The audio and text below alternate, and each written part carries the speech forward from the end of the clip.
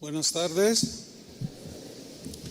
Hasta aquí nos ayudó el Señor. Ese es nuestro tema de hoy. Quiero que vayamos a Primera de Samuel, capítulo 7, versículo 12. Dice así: tomó luego Samuel una piedra y la puso entre Mizpa y Sen, y le puso por nombre Eben-Ezer, diciendo: hasta aquí nos ayudó Jehová. El contexto de este pasaje, de este versículo que acabo de leer, es que los filisteos, que eran acérrimos enemigos de Israel, los atacaron de manera sorpresiva, y Samuel, que era profeta de Dios, clamó al Señor, le pidió su ayuda, y Dios les concedió una tremenda victoria contra estos enemigos que querían destruirlos. En memoria de esa victoria que Dios les había dado, Samuel colocó una piedra llamándola Eben-Ezer, que significa roca de ayuda, diciendo: hasta aquí nos ayudó Jehová, o como dice la versión al día, el Señor no ha dejado de ayudarnos. Hace 40 años, un domingo, el domingo 20 de junio de 1982, inició Casa de Oración. Han transcurrido 40 años. Hoy, domingo 12 de junio del 22, podemos decir como Samuel: Dios nos ha dado la victoria en todo lo que hemos emprendido, y podemos decir como Samuel: hasta aquí nos ayudó Jehová, o como dice la versión al día, el Señor hasta aquí no ha dejado de ayudarnos. ¿Puede darle un aplauso al Señor? Amén. Gracias, Señor.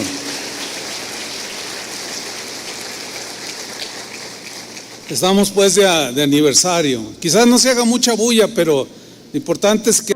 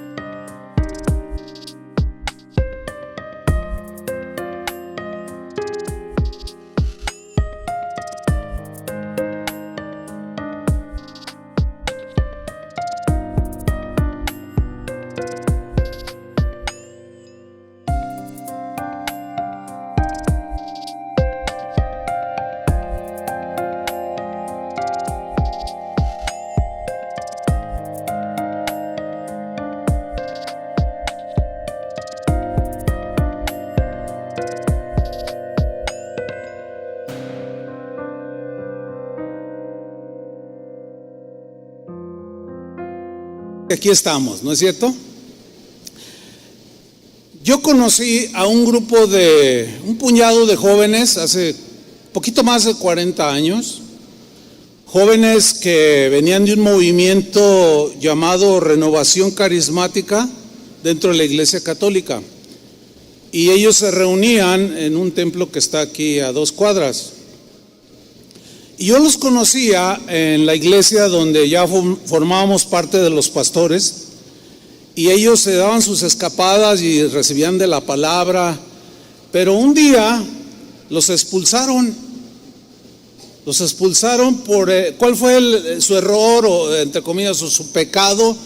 Pues anhelar vivir para Cristo, servir a Cristo, conocer su palabra. Entre ellos, bueno, pues son de todos conocidos, ¿no? Andaba estaba por ahí Chuy García, Chava Pardo, Sergio Dueñas, Toño Ortiz y algunos otros que hoy son pastores. En ese tiempo, cuando fueron expulsados, se quedaron a la deriva. Y ellos, con mucha fe, yo ignoraba esto, que estaban orando por un pastor. No estaban orando por mí, pero ellos estaban orando al Señor por un pastor que los pastoreara, que los llevara en los caminos del Señor. Y de manera inesperada, para mí y para mi esposa, el Señor nos llamó a pastorear a este grupo de ovejas que no tenían pastor. En ese tiempo, mi esposa y yo teníamos 26 años de edad. Estábamos muy chavos, muy jóvenes. Han transcurrido ya 40 años. 40 largos años. Y con mucha gratitud al Señor en nuestros corazones, le damos gracias a Él. Le atribuimos a Él toda la gloria, todo el honor, al Dios y Padre de nuestro Señor Jesucristo, que nos tuvo por fieles poniéndonos en el ministerio y confiándonos ovejas por las cuales Él murió y derramó su sangre para que nosotros las dirigiéramos en los caminos del Señor. En estos 40 años Dios ha bendecido su obra, nos ha bendecido, somos una congregación bendecida por el Señor, numerosa, varios miles de personas asisten a esta congregación en los diferentes servicios. Y durante estos 40 años hemos trabajado incansablemente, pero como dijo Pablo, pero no yo, sino la gracia de Dios con nosotros. Hemos sido favorecidos por Dios, nos hemos esforzado en en cumplir la comisión de Jesús de ir y hacer discípulos a todas las naciones, y hemos invertido toda la vida en la formación de discípulos para Jesús, muchos de los cuales, por cierto, el día de hoy son pastores de algunas de las casas de oración aquí en Guadalajara. Chuy García, pues el Señor lo acaba de mandar, está aquí, aquí en la ciudad, Casa de Oración Santa Fe, que es el último de los pastores de aquí que el Señor llevó, pero otros están diseminados en el país de México y en otros países, desde Canadá hasta la Patagonia Argentina y la Patagonia chilena. Hace unos meses, en plena pandemia, el Señor nos dio la oportunidad y la gracia para abrir una casa de oración en Londres, en Inglaterra, en la cuna de grandes hombres de Dios. Para nosotros es un privilegio poder participar con la bendición que Dios nos ha dado, y es una congregación que en plena pandemia ha crecido, ha prosperado, y pues estamos muy agradecidos con el Señor. Está el sentir de parte del Señor de extendernos en otros países en Europa, y ya hay posibilidades reales de que en otros países ahí alrededor iniciemos algunas otras casas de oración. Pronto llegaremos, primero Dios, a 200 casas de oración alrededor del mundo. Esto merece otro aplauso para el Señor. Amén.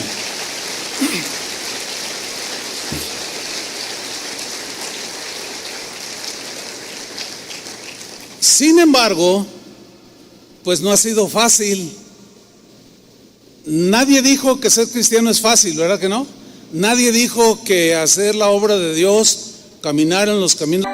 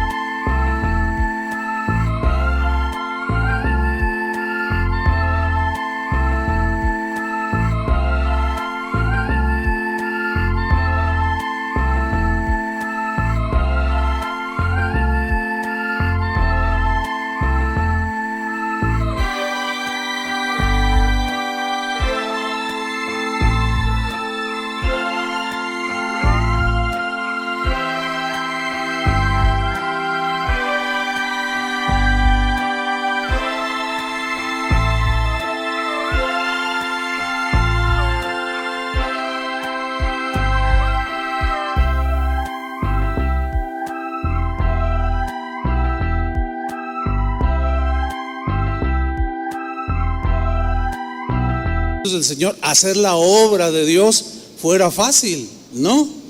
En estos 40 años hemos vivido de todo, toda clase de situaciones. Hemos estado en situaciones donde, como Josafat, no sabemos qué hacer, pero a Dios clamamos y siempre ha respondido. O como Gedeón, que se sentía pues que no, inútil, pero el Señor había puesto espíritu en él y salió y venció. ¿Cuántas experiencias podríamos contarles que hemos vivido durante esos 40 largos años? Ha habido experiencias tristes, sí, que en las cuales pues hemos derramado lágrimas, tiempos muy difíciles, tiempos de escasez, tiempos de abundancia, todo tipo de situaciones, ataques a la obra de Dios. Ustedes saben que Satanás es el enemigo por excelencia, el enemigo de Dios, y obviamente odia la obra de Dios. Y Satanás pues tiene sus emisarios, también tiene gente que hace su obra, y como cualquier congregación alrededor del mundo, hemos sufrido los embates del enemigo queriendo destruir, pero siempre el Señor ha estado con nosotros. Siempre el Señor nos ha dado gracia, nos ha dado fortaleza, nos ha dado cualquier cosa que hayamos necesitado. El Señor ha estado allí. Cuando han venido esos ataques, traiciones, difamaciones, bueno, hermanos que partieron con el Señor, hermanos muy queridos, a través de estos 40 años hemos sepultado a un montón de hermanos. Yo en estos 40 años en esta congregación yo sepulté a mis padres, a otros familiares, a los padres de mi esposa. Acabamos de sepultar no hace mucho a su hermano y a muchos otros hermanos muy queridos. Ahorita en este momento ayer murió la hermana Nelly, que es la mamá de Marisol Cadena, Rocío, la familia Cadena numerosa, que por 30 años han asistido fielmente. Y bueno, el Señor ya la llevó. Ayer me dan la noticia y, ay, bueno, de pronto pues viene la tristeza, pero no viene el gozo, porque ya está mejor que nosotros. Así es que de aquí enviamos un abrazo, ¿verdad?, para la familia Cadena, de solidaridad. En este momento yo hablaba con una de ellas y decía: el Señor nos está consolando, Dios siempre ha estado con nosotros. Tiempos de todo tipo, tiempos maravillosos, no, pues también infinidad de tiempos, diría yo, de ensueño. Miren, una de las cosas que yo tengo siempre presente es esta. Cuando iniciamos lo que es Casa de Oración, pues éramos un puñado de jóvenes y empezaron a transcurrir los años. Yo ya estaba casado con mi esposa Vicky y les llegó la etapa a ellos, el tiempo en que Dios me dio ese privilegio de unirlos en matrimonio. Sí, a todos los que hoy usted conoce, y pues el verlos cómo van creciendo y luego empezaron a nacer sus hijos de ellos y me tocó presentarlos al Señor y luego verlos cómo crecieron esos muchachos. Luego me toca casarlos y presentar a los hijos, o sea, a los nietos con los que empezamos.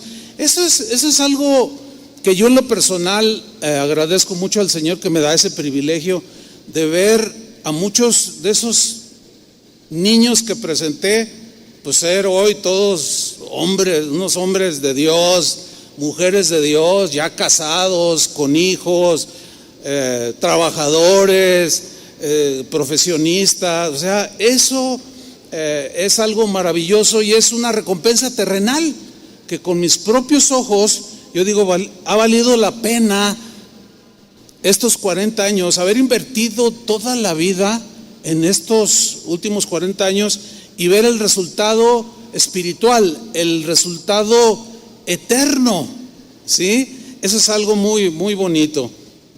40 largos años que yo creo tardaríamos otros 40 en mencionar todas las cosas que el Señor ha hecho, porque hasta aquí el Señor nos ha ayudado. Dele otro aplauso al Señor. Gracias, Señor. Amén.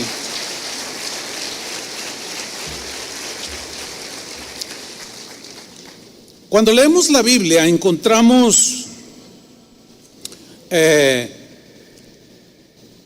mencionados ciertos números. Por ejemplo, el número 7, el número 12 son el número, qué sé yo, todos tienen un significado, una connotación espiritual, un simbolismo. Por ejemplo, el 7 es el número de Dios, es el número completo, 7 días de la semana, 7 notas musicales. El 7 es un número importante en la Biblia, el 12 también, 12 tribus de Israel, 12 apóstoles, 12 exploradores que fueron a la tierra prometida. Entonces vemos que los números tienen un significado en las escrituras. Y cuando encontramos el número 40, a propósito de 40 años, yo encontré, nunca había hecho esta investigación, pero encontré que el número 40 es el número más mencionado en las escrituras. Y si es más de 100 veces mencionado en las escrituras. Y si se menciona tantas veces, sin duda que tiene varios significados, tiene varios pensamientos, tiene varios simbolismos. Y yo quiero hablar de algunos a propósito de los 40 años, que para mí cobra mucho significado por los 40 años que estamos cumpliendo. De hecho, este mensaje surgió yo estaba hablando con un joven, que por cierto yo lo presenté aquí de recién nacido, su familia de los iniciadores también, y estábamos platicando. Me dijo: oye, pastor, él ya es todo un profesionista y un hombre ya hecho y derecho, ¿no? Un empresario, todo. Y me dice: oye, pastor, ¿cuántos años tiene la congregación? Eso me preguntó como en enero de este año. Y yo le dije: fíjate que este año cumplimos 40 años. Wow, dice: no, pues yo todavía ni nacía. No, pues yo casé a tus papás. Y luego el muchacho me dice: el 40 tiene significados bien interesantes. El 40 tiene significado de cambio, de renovación. Yo dije: mira, este muchacho, sus papás lo han enseñado bien. Ha tomado sus clases de niño y de adolescente y sabe. Y se me quedó la inquietud, y de ahí yo empecé a investigar durante todos estos meses de lo que hoy yo le quiero compartir. Por ejemplo, el diluvio duró 40 días con sus noches respectivas, ¿sí? En este pasaje, el diluvio representa un tiempo de renovación, de una nueva oportunidad que Dios quería darle a la humanidad. ¿Por qué? Porque el pecado en la gente de aquel tiempo, del tiempo de Noé, la maldad, la corrupción, la inmoralidad, la perversión, etcétera, habían atrapado el corazón de las personas del tiempo de Noé. No estaba agradando a Dios nada de eso. Esto debería de desaparecer de las vidas de las personas y comenzar una nueva etapa de vida en estas personas. Dice en Génesis capítulo 6 versículo 5: y vio Jehová que la maldad de los hombres era mucha en la tierra. Qué terrible versículo. Vio Dios, a Dios no se le escapa nada, que la maldad de los hombres era mucha, abundaba en esta tierra, y que todo designio, toda decisión de los pensamientos del corazón de ellos era de continuo solamente el mal. Siempre pensaban en el mal, ¿sí? Y Dios decide terminar con esa generación de gente perversa. Le dice a Noé que los advierta que vendría una inundación que destruiría todo, que se arrepintieran. Pero esa gente se burló de Noé. Esa gente despreció el mensaje de Dios no hicieron caso, y menos porque en ese tiempo no llovía como hoy vemos ese fenómeno natural. En los tiempos de inicios de la creación, dice que la tierra salía un vapor que regaba toda la tierra y la mantenía verde y fértil. Después con la entrada del pecado hubo trastornos como los que hoy vemos. Por ejemplo, donde yo vivo hace 3 años no sentía calor. Y está tan descompuesta ya la naturaleza que hoy tuve que hacer algo para mitigar, tapar poner algunas londas esas de malla para menguar el calor. O sea, está todo trastornado.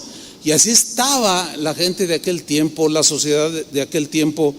Y dice que Dios le dijo a Noé, dice la escritura, que les advirtiera, y por 120 años que duró construyendo el arca, él les predicaba, pero la gente lo rechazó.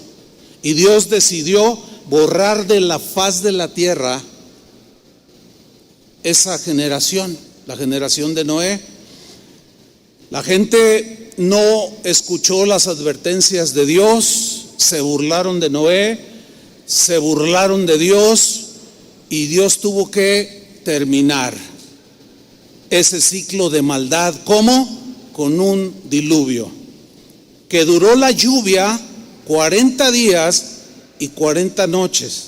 Y aquí está hablando de un desaparecer, algo que a Dios no le agradaba, para darle una nueva oportunidad a la humanidad.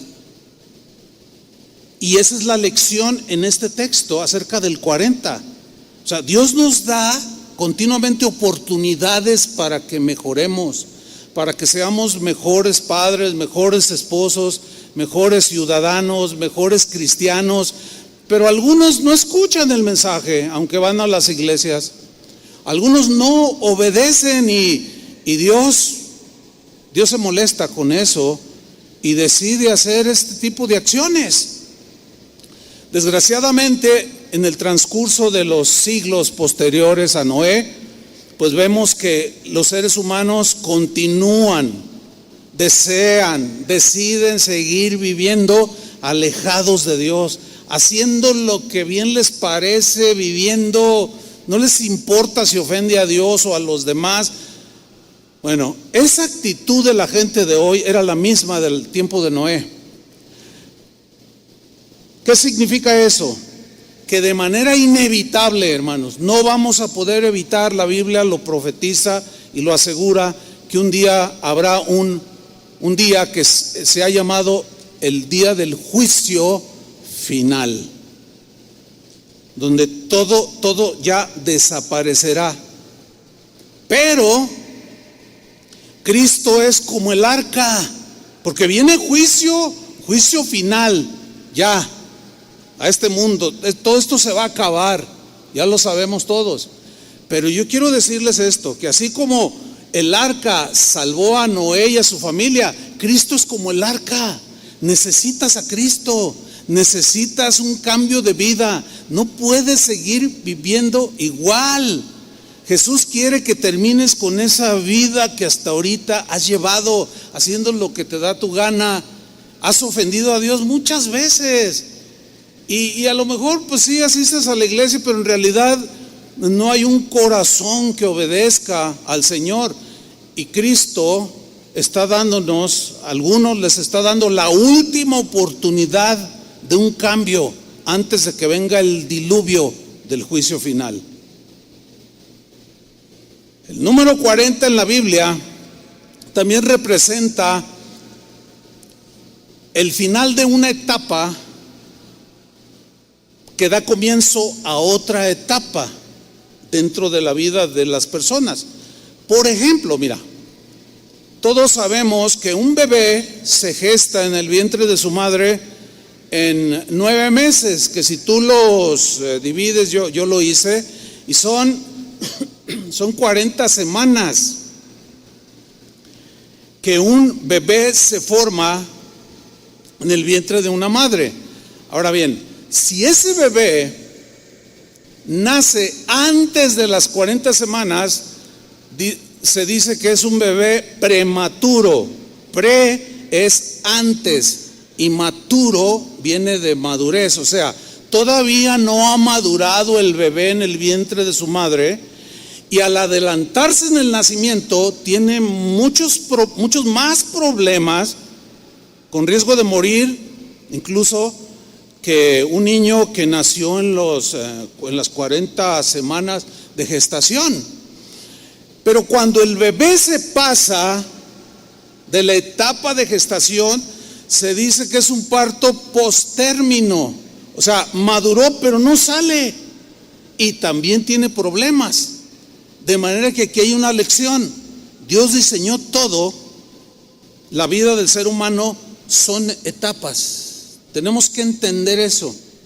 Tuvimos nosotros como humanos la etapa de haber sido concebidos y ser formados por 40 semanas en el vientre de nuestra madre. Después nacemos, somos niños, adolescentes, jóvenes, gente adulta y ancianos. Todas esas etapas son las que vivimos los seres humanos. Isaac, hijo de Abraham, dice la Biblia que él se casó a los 40 años, en plena madurez emocional, mental, espiritual. Pero aquí hay muchas lecciones. Cuando se casa Isaac con Rebeca, él pasa de su etapa de soltero a una etapa diferente. Ahora va a vivir con una esposa. Esas dos etapas, todo ser humano, hombre, mujer, tiene que entenderlas, pero parece como que no las entienden algunos, porque se casan y ya pasan a otra etapa. Sin embargo, quieren seguir viviendo como solteros. Y tienen problemas porque todavía andan con los amigotes. Ya los amigos ya tienes que decirles adiós. Tienes que dedicarte a tu esposa, a la formación de tus hijos, a la manutención. Y no entienden esa etapa, y lo único que provocan son problemas dentro de sus mismos matrimonios. Hay otros que se casan y tienen que vivir aparte según la Biblia, pero todavía quieren vivir con su mami y no entienden que es otra etapa que deben de enfrentar ellos solos. Miren, cada etapa que nosotros vivimos como seres humanos tenemos que discernirla, entenderla y vivirla tal y como ya está diseñada por Dios. ¿Me están entendiendo?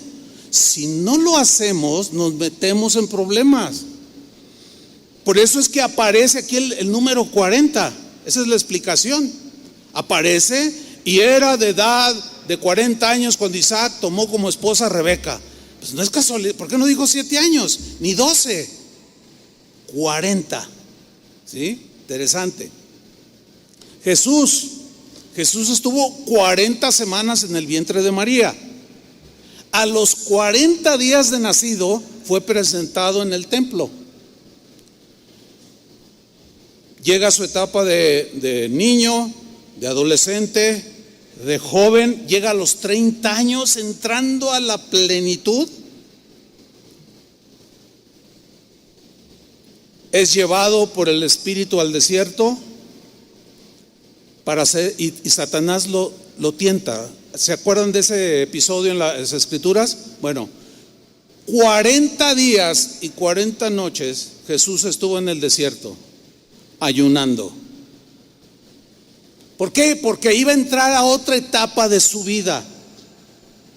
Ahora ya se tenía que revelar como lo que él era y revelar el propósito por el cual venía a esta tierra.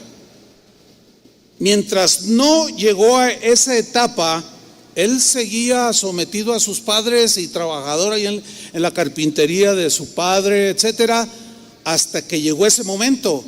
Y no es casualidad que 40 días y 40 noches él tuvo un ayuno, porque tenía que estar en toda su plenitud para revelarse públicamente como el Mesías que había de venir, como el Cordero de Dios que había de venir, dar su vida y quitar el pecado del mundo. Todo eso es muy interesante estudiarlo. Hay muchísimos ejemplos. Yo estoy nada más tomando algunos. Bueno, después de morir Jesús crucificado por nuestros pecados, después de haber derramado su sangre, lo entierran y resucita. Y dice la Biblia que después de haber resucitado, apareció a sus discípulos por 40 días. Otra etapa en él mismo, otra etapa en la que entraban los apóstoles, los discípulos de Jesús, que eran los encargados ahora de dispersar el evangelio de Jesucristo por toda la tierra, y ellos lo entendieron. Sin embargo, se puede ver que en ese Cristo resucitado, que durante 40 días y 40 noches estuvo consolando sus corazones, estuvo afirmando su fe que flaqueaba. Ya mataron al maestro y de pronto se aparece, y durante 40 días está allí dándoles las últimas instrucciones, entre las cuales está: vayan por todo el mundo y prediquen el evangelio, hagan discípulos en todas las naciones, bautícenlos en el nombre del Padre, el Hijo y del Espíritu Santo, hagan discípulos. Ese fue como el testamento de Jesús. Su último deseo, ahora encomendar a sus discípulos. Y ahí es donde nosotros entramos hace 40 años. 40 años en los cuales, pues por la gracia de Dios, hemos hecho la tarea con errores, por supuesto, con deficiencias en algunos momentos. Sin embargo, hasta aquí nos ha ayudado el Señor. Y hay mucha gente alrededor del mundo que ha conocido a Cristo bajo el ministerio de Casa de Oración. Casi no hay semana que no escuchemos, que no recibamos algún correo, etcétera, de cómo el Señor alcanzó a algunos por el ministerio que Dios nos encomendó. Moisés es otro caso muy interesante. Vamos a verlo. Vamos a Deuteronomio 34:7, donde volvió a aparecer el número 40, pero muy interesante. Leamos. Dice: era Moisés de edad de 120 años cuando murió. Ok, 120 años son 3 veces 40. ¿Sí? 120 años era una vida ya en ese tiempo larga. ¿Sí? Cada vez se fue acortando más el periodo de vida de las personas. Pero aquí dice que Moisés tenía 120 años cuando murió. Pero miren lo que viene a continuación. Sus ojos nunca se oscurecieron, es decir, nunca perdió la agudeza de su vista, ni perdió su vigor. Era un hombre de 60 años, pero era macizo. Como decimos aquí en México, estaba corrioso. O sea, estaba fuerte, estaba en sus cabales. Nunca perdió la ubicación ni el sentido común. Era un ser humano con errores como cualquiera. Pero la Escritura nos dice esto y es digno de mencionarlo. Sus ojos nunca se oscurecieron, ni perdió su vigor. Pero 3 etapas de 40 años tuvo Moisés. Su primera etapa inició, sus primeros 40 años, en la etapa de su vida de este Moisés, inició cuando nace y es echado al río Nilo. Ustedes conocen la historia, ¿no? La hija del faraón lo rescata y lo adopta como su hijo. Eso significa que le dio todo el poder del Estado egipcio, toda la riqueza del Estado egipcio, todo el conocimiento de las ciencias, toda la sabiduría de aquel entonces fue depositada por maestros egipcios en la vida de Moisés. Y él creció, conoció idiomas, sabía mucho se dice, los judíos sobre todo hablan ellos mucho de esto, pues conocedores de la historia hebrea, pues saben muchas más cosas que nosotros, que Moisés aprendió muchas ciencias, era un hombre muy letrado, muy educado, pero esta fue la etapa, su primera etapa de 40 años en Egipto. Egipto representa el mundo, ya lo sabemos, ¿no? Representa pues la carne, el pecado, representa esa satisfacción del yo. Dios pues podrá estar por ahí y a lo mejor de vez en cuando le dijo una plegaria, pero realmente Dios no forma parte de nuestra vida. Tú y yo tuvimos esa primera etapa, que lo que 40 representa es esa etapa de inicio. Eso representa el 40. Pero no sé cuántos años tú viviste en Egipto. O sea, entiéndase, en el mundo, sin Dios, sin Cristo, alejado de la ciudadanía de Israel y sin Dios y sin esperanza en este mundo. Por ejemplo, yo viví sin Cristo hasta los 20 años. 20 años desperdicié en el mundo. ¿Sí? Viene la segunda etapa de Moisés. Por razones que la Biblia explica, ahorita no hay el tiempo para hacerlo. Moisés se da cuenta quién era, se da cuenta de dónde desciende, se da cuenta quiénes son sus padres, se da cuenta que él era del pueblo que estaba esclavizado ahí en Egipto. Y un día dice que sintió en su corazón ir a visitarlos para verlos, saludarlos, qué sé yo. Y pues él con toda la usanza egipcia, ¿no? Todo un señor egipcio. Y llega y ve que un egipcio está maltratando a un hebreo y lo quiere defender. Y le dice: ¿y tú qué? Y se agarran a golpes y Moisés, más fuerte, lo golpea y lo mata, le quita la vida. Entonces Moisés pues medio que se esconde allí, aún siendo la hija del faraón. Pero resulta que lo descubren, se dan cuenta. Moisés tiene miedo porque había ley. Si matabas a alguien de manera como sucedió, era cárcel, era encerramiento o hasta ejecución. Entonces Moisés huye, pero para entonces él ya tenía una noción de que había un Dios que guiaba a Israel, y de alguna manera él ya percibía que algo quería Dios de él, y se fue huyendo y va a parar al desierto, donde duró. ¿Cuánto duró en el desierto? 40 años. Bueno, este tiempo fue un tiempo de preparación en el desierto. Es el tiempo donde el Señor tuvo que despojarlo de todo pensamiento mundano, de toda actitud que a Dios no le agrada, de todo ese orgullo y soberbia que producen los logros humanos, y lo volvió un hombre manso y humilde. Y allá en el desierto, donde no había nada, donde no había reconocimientos, no había aplausos de nadie, ahí Moisés pasó estos 40 años despojándose, Dios preparándolo para sus últimos 40 años de vida, que fue la tercera etapa, ¿sí? Pero en esta segunda etapa de preparación también nosotros la vivimos, hermanos. Hay algunos de entre nosotros que Dios tiene un llamamiento al ministerio, a la obra. No todos son apóstoles, no todos son profetas, no todos son maestros.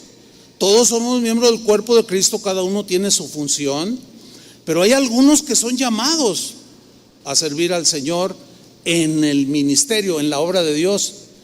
Pero eso no quiere decir que los que no lo son llamados al ministerio no sirven a Dios. No, todos servimos a Dios en las actividades que hagamos, en la profesión que tengas. Jesús dijo que la gente debe ver nuestras buenas obras, y así de esa manera glorifican a Dios. Las buenas obras no es darle 20 pesos al indigente. Esa es una buena obra, pero son de las más, digamos, mínimas. Más bien habla de las buenas obras como una calidad de vida diferente, alejada de como la gente del mundo vive, alejada del pecado lo más que podamos, del engaño, de la traición, de las mentiras, de la maldad, todas esas cosas que el mundo de hoy recibirá juicio por ese estilo de vida.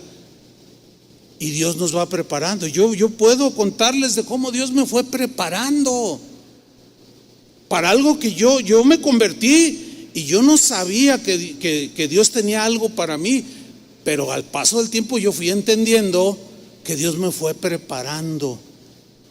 Les puedo contar un montón de anécdotas, pero el tiempo no nos alcanzaría y prefiero comentarles lo que dice la Biblia.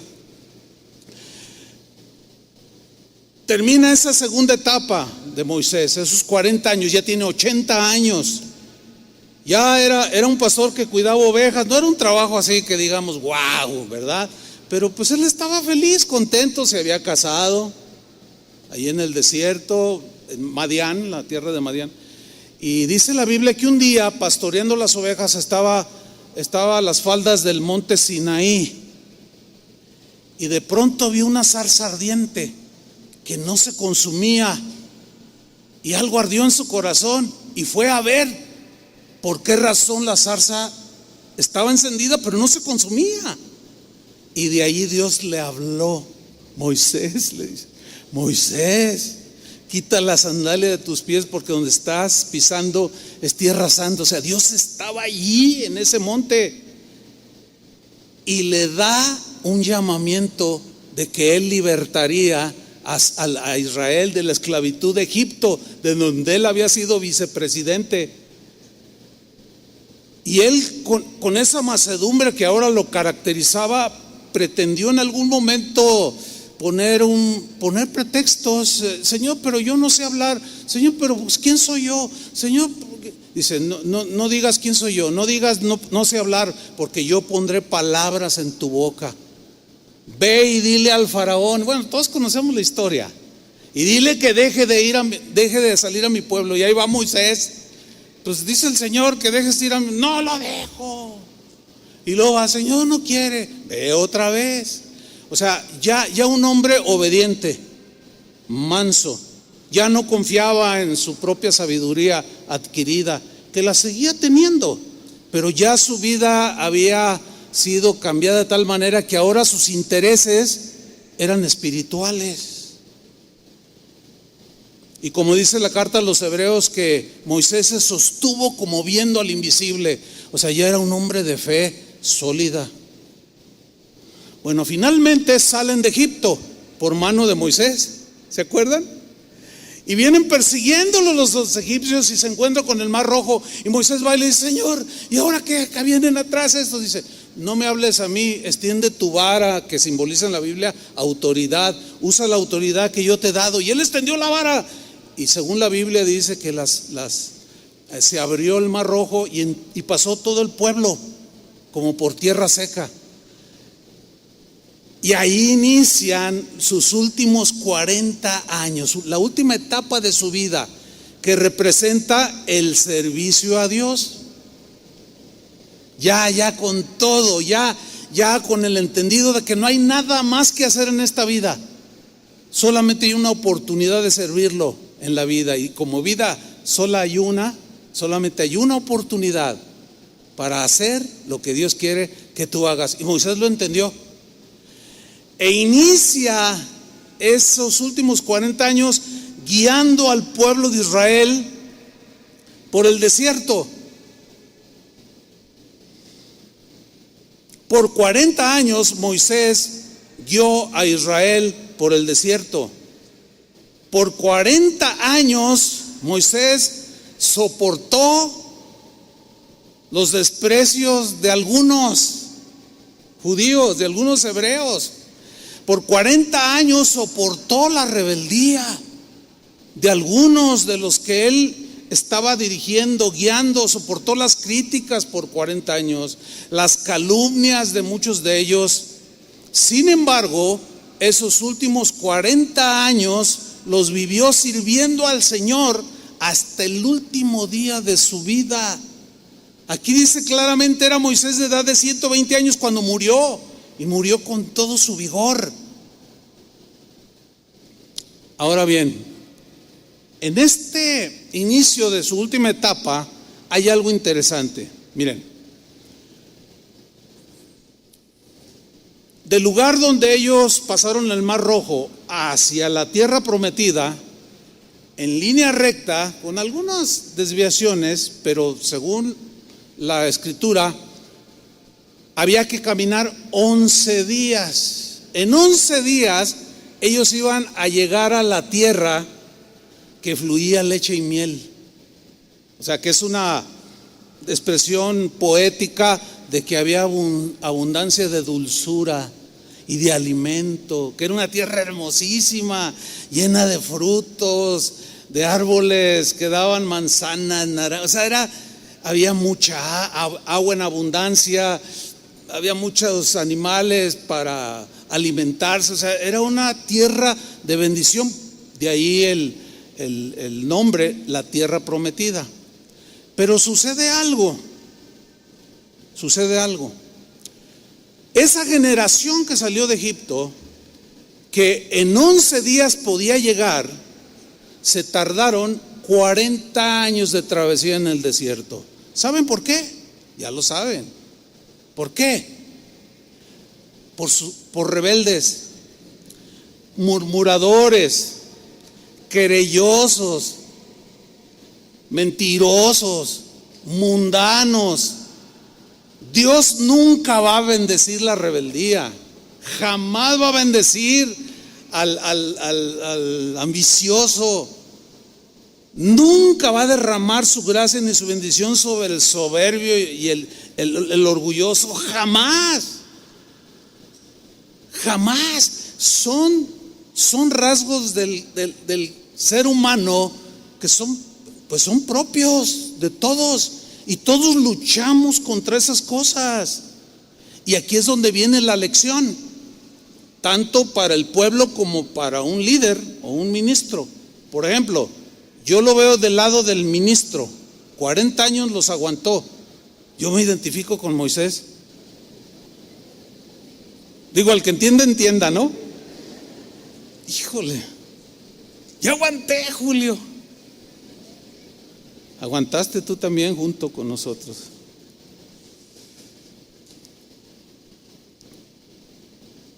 Aquí 40 años en el desierto representa tiempo de prueba,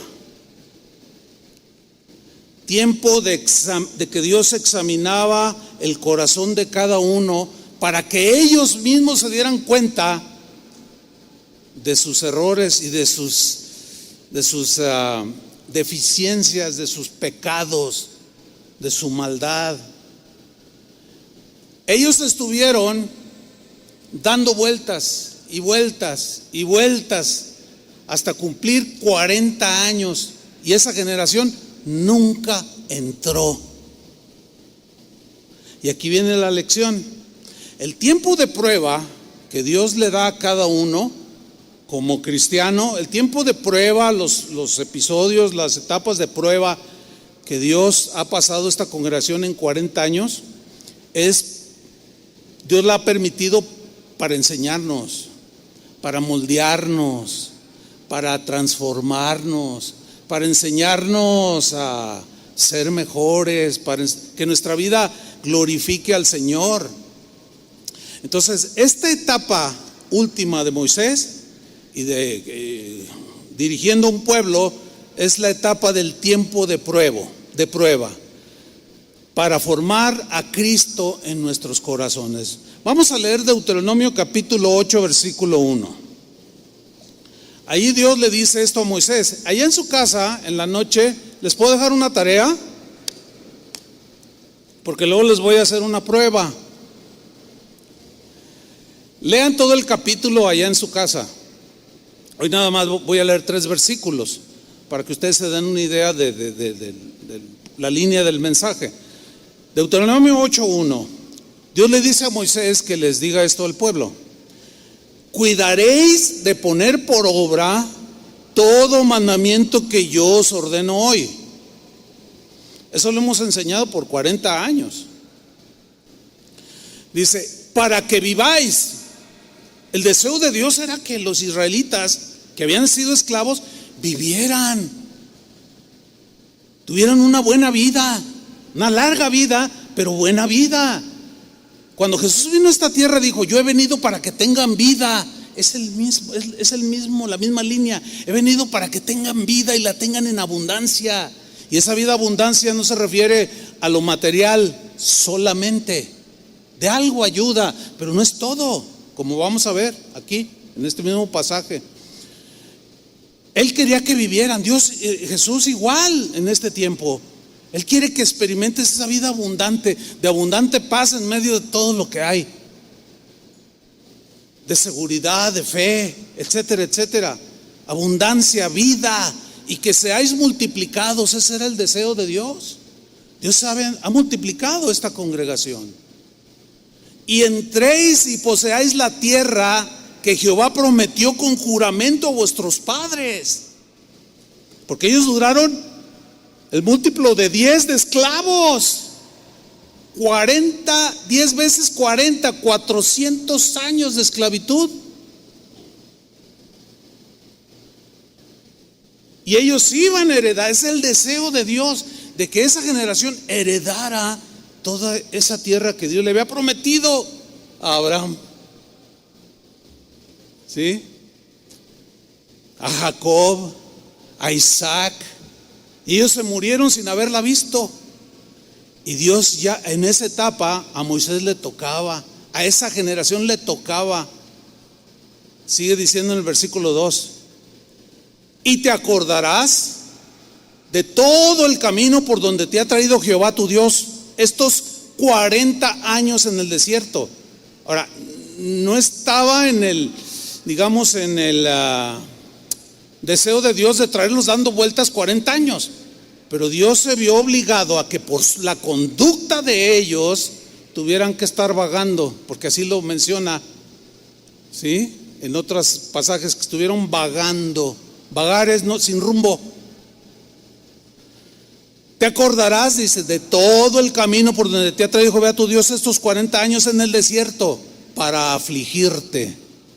Porque Dios sabe que la aflicción quebranta el corazón, ¿no es cierto?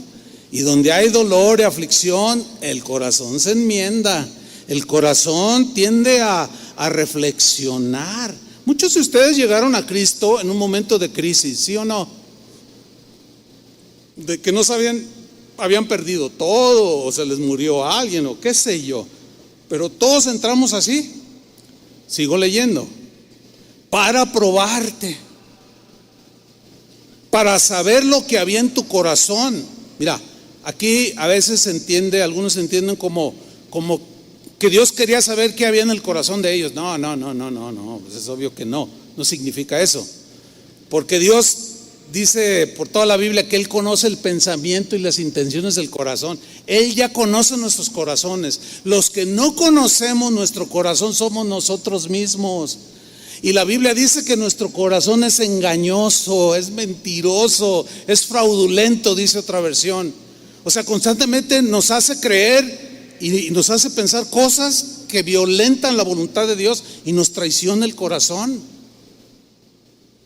Entonces, lo que Dios quería es que cada uno de los israelitas se viera a sí mismo, reconociera su orgullo, su envidia, sus celos, su ánimo de venganza, su mezquindad, todo lo que Dios aborrece. Ese era el propósito. Por eso digo, ok, no quieren 11 días y heredar la tierra, 40 años, para a ver si entienden, a ver si aprenden y a ver si aprenden a ver todo lo feo que hay en su corazón. Ese es en realidad el sentido de esto que dice aquí. Para saber lo que había en tu corazón, si habías de guardar o no sus mandamientos. Por eso sigue sucediendo lo mismo, hermanos. Dios nos prueba. Dios nos mete en una situación de examen. No para Él saber lo que vamos a pensar o pensamos o queremos hacer, eso Él lo sabe, sino para que nosotros nos demos cuenta y nos detengamos y no cometamos Errores que a la postre nos van a tener en esta vida dando vueltas y vueltas y vueltas y no vamos a llegar a ningún lado. Y vas a terminar anciano, pero no como Moisés. Vas a terminar todo ciego, todo artrítico, todo así. Y eso no es lo que el Señor quiere. Versículo 3. Y te afligió con un propósito siempre. Y te hizo tener hambre. ¿Se acuerdan de Pablo que él decía: yo sé tener abundancia y sé tener escasez? O sea, que su situación alrededor no alteraba su condición interna. Porque pues todos queremos abundancia, ¿sí o no? Todos queremos, ay, que sobreabunde, ay, yo quiero mi casa, ay, yo quiero un buen sueldo, ay, yo quiero una buena de cantidad en el banco, ay, yo quisiera esto, ay, yo quisiera el otro. Y si yo les pregunto, ¿cuántos quieren una casa nueva? Pues todos, ay, yo, hasta levantan un pie. Pero si les preguntara, ¿cuántos quieren un tiempo de escasez para que Dios los forme y los trate? Todos se hacen los desentendidos. ¿Por qué? Porque eso trae aflicción, trae preocupación. Algunos de ustedes ahorita estarán pasando un tiempo de prueba en escasez. Pero fíjate lo que dice aquí: te afligió, te hizo tener hambre, te sustentó con maná, o sea, con lo mínimo.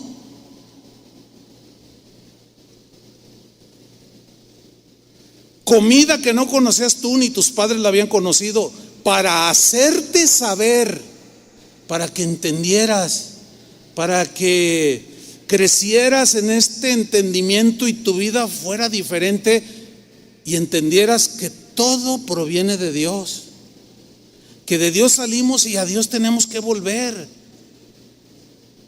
Pero algunos en ese periodo se pierden, son engendrados por estatutos eternos de Dios al ser concebidos de nuestros padres, pero para que volvamos a Él espiritualmente. Y es donde muchos agarran su vida y se pierden en la condenación eterna. Para hacerte saber que no solo de pan vivirá el hombre, mas de todo lo que sale de la boca de Jehová vivirá el hombre. Este es el texto que citó Jesús cuando Satanás lo tentó en el desierto, cuando le dijo: si eres hijo de Dios, di que estas piedras se conviertan en pan. Porque tuvo hambre después de 40 días de ayuno, tuvo hambre.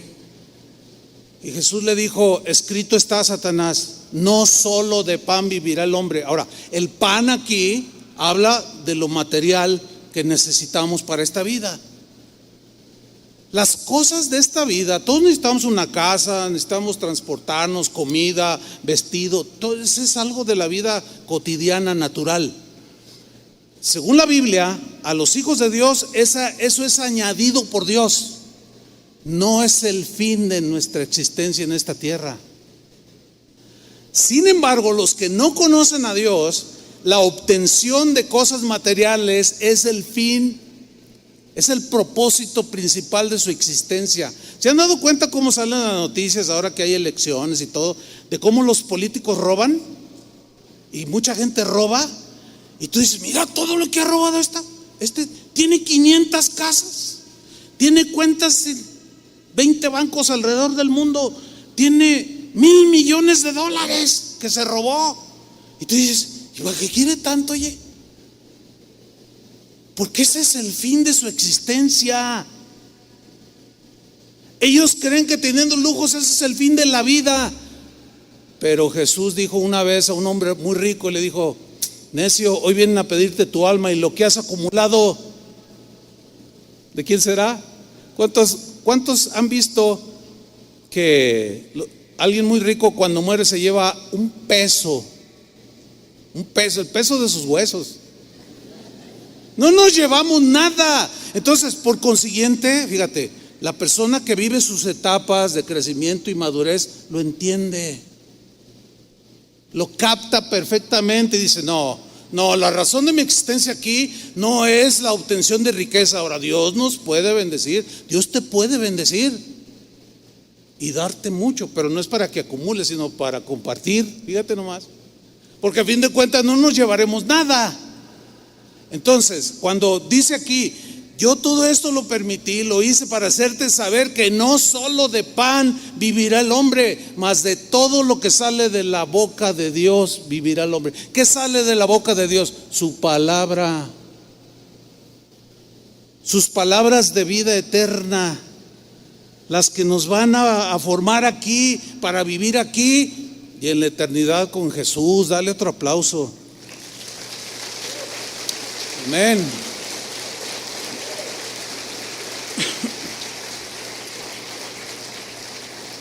Ahora bien, ¿qué sucedió con esa generación? Pues esa generación no quiso entender.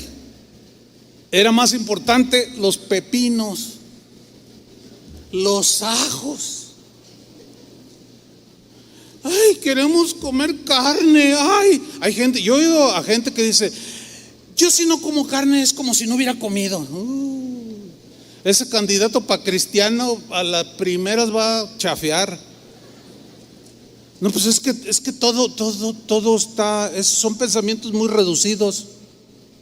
Ahora ya entendemos que no solo de pan vivirá el hombre, con frijoles o con un buen pollo, eso es lo de menos. Estamos de paso en esta tierra. Esa generación no quiso entender, endureció su corazón, pusieron su mirada en este mundo, amaban las cosas de este mundo, se volvieron murmuradores, calumniadores, querellosos, rebeldes, a más no poder. ¿Qué provocó eso en el corazón de Dios? Dios quería bendecirlos como te quiere bendecir a ti, pero ellos eran de dura cerviz y eran soberbios y aún le reclamaban a Dios. ¿Podrá poner Dios mesa en el desierto? No puede, fíjate. A ver, Dios, si tú eres Dios, a ver, dame ese trabajo que te estoy pidiendo. Y si no te lo da, ¿qué? ¿Y si no te lo da, qué? ¿Ves? Pues si me lo da, pues, te sigo. ¿Te imaginas? Puros seguidores de esa calaña, convenencieros, desafiantes. No. Dios es Dios. Él está en el cielo, en su trono. Nosotros estamos en la tierra. Nosotros somos como gusanos que nos arrastramos. Y Él está sentado en su trono lleno de majestad. Y ante Él debemos elevar nuestros ojos gusanientos. Pero no todos lo hacen y se ensoberbecen y se pelean con Dios y le reclaman a Dios. Y Dios se disgustó con esa generación. ¿Cuáles fueron las consecuencias? ¿Cuáles fueron las consecuencias? Veamos Hebreos capítulo 3, versículo 15. Dice así, Hebreos 3:15: si oyereis hoy su voz. Nota cómo suena muy actual. Si oyereis hoy, y ya la oíste la voz del Señor. Si oyereis hoy su voz, no endurezcáis vuestros corazones. No te endurezcas, cristiano, oyente, o los que están viendo o verán esta enseñanza. No se endurezcan sus corazones como en la provocación. Y alude a la generación que Moisés aguantó por 40 años. Versículo 16 dice: porque ¿quiénes habiendo oído lo provocaron? ¿Acaso no fueron todos los que salieron de Egipto guiados por Moisés? ¿Y con quiénes se disgustó Dios? Por 40 años. ¿Te puedes imaginar estar enojado con Dios la mitad de tu vida? Pues hay quienes así viven. Conocieron a Dios, conocen a Dios, pero tienen a Dios enojado, disgustado. No me gusta cómo eres con tu esposa, no me gusta cómo tratas a tus hijos, no me gusta cómo piensas, no me gustan tus caminos, no me gustan tus pensamientos, y todo eso que haces los fines de semana no me gusta. Y están vuelta y vuelta y vuelta como judíos en el desierto, cristianos en el desierto. dando vueltas sin llegar a la meta, sin vivir las etapas propias de la vida de un cristiano. Dice, ¿y con quiénes se disgustó por 40 años? ¿No fue con aquellos que pecaron? Ahora fíjate lo que viene a continuación. Cuyos cuerpos cayeron ¿en dónde? En el desierto, nunca entraron. 18. ¿Y a quienes juró que no entrarían en su reposo, sino a los que fueron desobedientes? Vemos pues que no pudieron entrar a causa de su incredulidad. Fíjate, en Números 14:33 dice, y vuestros hijos andarán pastoreando en el desierto 40 años, y ellos llevarán vuestras rebeldías, o sea, las consecuencias de tu rebelión. Los niños inocentes las llevaron, y esos niños inocentes fueron los que al final Dios los introdujo por mano de Josué. Pero todos sus padres quedaron en el desierto. Dios no quiere que termines ahí tirado en el desierto. Él quiere que poseas la tierra de sus promesas, que las vivas, que las experimentes, para que tú puedas decir, yo conozco a Dios. Yo soy testigo que Dios vive, que oye nuestra oración, que contesta la oración, pero que también ve al que es humilde de espíritu, y al soberbio lo resiste, pero le da gracia al humilde. Vuestros hijos andarán pastoreando en el desierto 40 años, y ellos llevarán vuestras rebeldías hasta que vuestros cuerpos sean consumidos en el desierto. ¿Y todo por qué? Por rebeldes. Dios mandó reconocer la tierra a 12. Moisés mandó a reconocer a 12 hombres hebreos, a reconocer la tierra que Dios le había prometido a Moisés. Aquí ya Moisés se había muerto. Y bueno, mejor dicho, Moisés recibe el reporte de Josué y de los otros 11, entre ellos Caleb. Ustedes conocen la historia, ¿no? Pero 10 de ellos menospreciaron la tierra.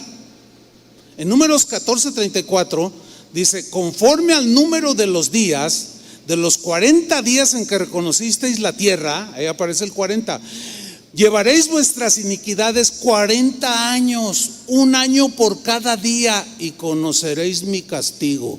Wow. Cuando escuchamos de castigo, generalmente pensamos como algo violento, sin propósito. No, en el caso de Dios no es así. Toda disciplina y castigo que Dios aplica a sus hijos es para formarnos. No quiere que nos perdamos, no quiere que nos apartemos de Él, no quiere vernos mal. Así como ustedes no quieren ver a sus hijos mal, tampoco Dios nos quiere ver así a nosotros. Sin embargo, nos obstinamos, desobedecemos, endurecemos el corazón. En Números 32:13 dice, y la ira de Jehová se encendió contra Israel y los hizo andar errantes 40 años por el desierto, hasta que fue acabada toda aquella generación que había hecho mal delante de Jehová. En pocas palabras, no pasaron la prueba. No pasaron la prueba. Entraban en una prueba, reprobaban, se rebelaban, se endurecían, no entendían, no querían obedecer. Llegaba otra prueba y lo mismo y lo mismo. Escuchen bien, cristianos. Nunca un desobediente va a ser bendecido por Dios. Nunca, no espere el desobediente recibir bendición de Dios. No, tampoco el rebelde, ni el querelloso, ni el murmurador, ni el envidioso. No. Dios, ¿cómo Dios va a bendecir eso? Si de eso vino a rescatarnos, ¿cómo va a tolerar que sigamos en eso? No, hay que entenderlo bien. No pasaron la prueba. Mire, yo le puedo contar no sé, 200, 300, 500, bueno, pero para hacer conforme al mensaje, 400 anécdotas de gente que pasó por aquí y que dan lástima verlos. Gente que estuvieron aquí expuestos a lo mismo que ustedes, así como Israel del tiempo de Moisés. Oiga, el mismo Moisés, y aquí están las tablas de la ley. Ay, Dios, sí, nosotros sentíamos que tembló el monte, y ni así. Yo he visto pasar en estos 40 años a mucha gente, pero algo pasó en algún momento de su vida, en esa etapa de prueba, y reprobaron por rebeldes, por habladores, por murmuradores, y da tristeza y dolor verlos. Seguido nos encontramos algunos, a veces en el mercado, a veces en centro comercial, a veces en la calle. Cuando vemos a algunos de ellos, los vemos como judíos en el desierto, errantes, vegetando de iglesia en iglesia. Nunca encontraron el propósito, nada les parece bien, todo lo critican. No entienden que la iglesia está formada de gente que falla igual que ellos. Nunca lo logran entender. Quieren la iglesia perfecta. Esa no existe. Esa va a existir hasta que estemos en el cielo, ¿sí o no? Y quieren todo a la medida. El otro día estábamos allí, varios pastores juntos, compartiendo y trabajando, y uno de ellos dijo: ay, qué lástima, fíjate que me encontré a fulano de tal. Ay, oye, y como de eso ya hace más de 25 años, pues yo no acordaba muchos detalles, y Toño es el que tiene la mente de computadora, sabe hasta el número de mi CURP, imagínense. No, ese Toñito, mis respetos, Toño. No. A veces que necesito un teléfono, oye, el teléfono del hermano fulano, y me lo da sin ver la agenda. Y dice: no, pues es que hace 25 años él se fue. Entonces yo me quedé así y dije: debería de estar aquí con nosotros, debería de estar como Josué repartiendo la tierra, siendo una bendición, pero no está. ¿Y por qué no está ya? Por rebelde. Eso no quería Dios. Y ves a sus hijos, un desastre. Ves sus vidas, una vergüenza. Pero ves cómo vivieron en aquella etapa y reprobaron. Su rebeldía, su ambición, su orgullo los tiene donde hoy están y como están. No tienes por qué tú vivir lo mismo. ¿Entienden? Digan sí o no. No tienen por qué vivir igual, pero métanlo lo más que puedan en sus mentes y corazones. Dios nunca va a bendecir al rebelde, nunca va a bendecir al bocón. Jamás esperen que los bendiga, jamás esperen que les conteste aún las oraciones a los que traicionan. Jamás. ¿Cómo? Se estaría Dios contradiciendo. Dios es santo, hermanos, y dice la Biblia: sean santos como yo soy santo. O sea, no somos perfectos, pero Él conoce el corazón. Y el que se humilla será enaltecido, así dice la Escritura. Muchos han pasado por este lugar y pasan ahorita en mi mente. Obviamente no voy a decir nombres, no tiene caso decir los nombres, sino lo que sucedió en muchos de ellos. Algunos hasta ateos se han vuelto, así literal. Es muy triste, pero se volvió a repetir la historia.